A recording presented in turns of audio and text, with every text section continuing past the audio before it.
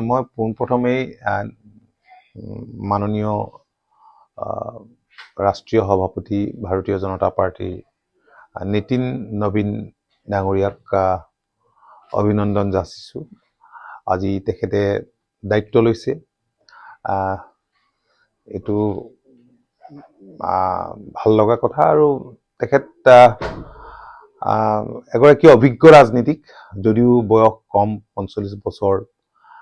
তেওঁ বেকগ্ৰাউণ্ড সম্পৰ্কে আমি অৱগত, গতিকে তেখেতক অভিনন্দন আমি জনাইছোঁ। কিন্তু ফিজিকেলি আমি যোৱা নাই, হয়তো আজি দিনটো তেখেতো ব্যস্ত আছে।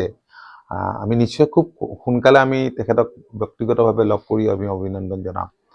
আৰু হয়, অসম গণ পৰিষদ দল ভাৰতীয় জনতা পাৰ্টিৰ পুৰণা এলাই, NDA পাৰ্টনাৰ, গতিকে ডেফিনেটলি আমি লগ হৈ থাকিম সময়ে সময়ে। আৰু ইলেকশ্যন যিহেতু ওচৰত, ইলেকশ্যনলৈ আমাৰ বেছি দিন নাই, গতিকে বহুখিনি কথা নিৰ্বাচন সম্পৰ্কীয় আনুষ্ঠানিকভাৱে পাতিবলগীয়াও থাকিব। গতিকে আমি ডেফিনেটলি আমি লগ পাওঁ। আৰু তেখেতৰ অনাগত যি যাত্ৰা, এই যাত্ৰা শুভ হওক, তেখেত সফল হওক।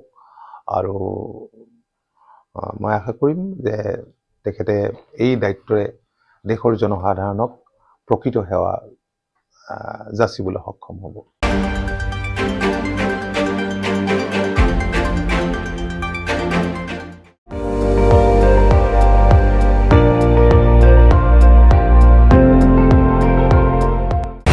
আপুনি চাই আছে ND24, সৰ্বশ্ৰেষ্ঠ নহয়, সৰ্বোত্তমৰ দৌৰত।